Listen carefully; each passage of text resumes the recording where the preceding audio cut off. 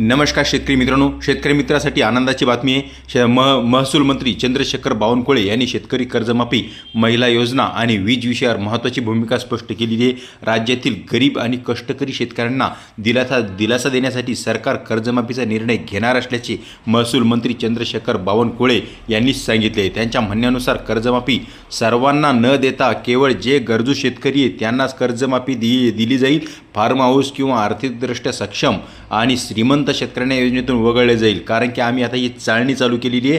प्रत्येक शेतकऱ्याला गरीब शेतकरी निवडून त्यांना कर्जमाफी दिली जाईल, सरसगट कर्जमाफी दिली जाणार नाही असंही त्यांनी आता बोलून दाखवलेलं आहे। सरकार शेतकऱ्यांना कर्जाचा विळख्यात एकटे सोडणार नाही असा विश्वास त्यांनी गरीब शेतकऱ्यांना दिलेला आहे। तसेच कर्जमाफी देताना गरीब शेतकरी कोण याचे निकष काय असतील याबाबत अद्याप अंतिम निर्णय जाहीर झालेला नाही, त्यामुळे पात्रता नियम जाहीर होण्याची शेतकऱ्यांना अपेक्षा आहे।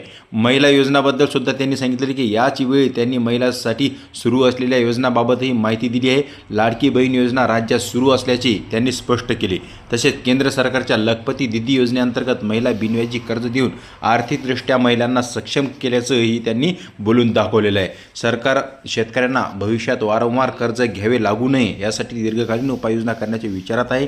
शेती उत्पादन वाढवणे, खर्च कमी करणे आणि शाश्वत शेती सरकारचा भर राहणार असल्याचे संकेत त्यांनी या कार्यक्रमांतर्गत दिलेला आहे। दरम्यान राज्यात सौर कृषी पंप योजनेद्वारे शेतकऱ्यांना दिवसा विश्वासार्ह वीज पुरवठा करण्यावर भर दिला जाईल आणि ज्या शेतकऱ्यांना लाईट दिलेली त्या शेतकऱ्यांना सुद्धा कोणत्याही सक्तीचं बिल वसूल केल्या जाणार नाही। वीज मोफत देत आहोत आणि ते देत राहणार आहोत असंही त्यांनी यावेळी बोलून दाखवलेलं आहे। या घोषणेमुळे राज्यातील शेतकरी वर्गात आशा निर्माण झाली असली तरी कर्जमाफीचे अंतिम निकष आणि अंमलबजावणी कधी होणार याकडे मात्र सर्व शेतकऱ्यांचं लक्ष लागलेलं आहे।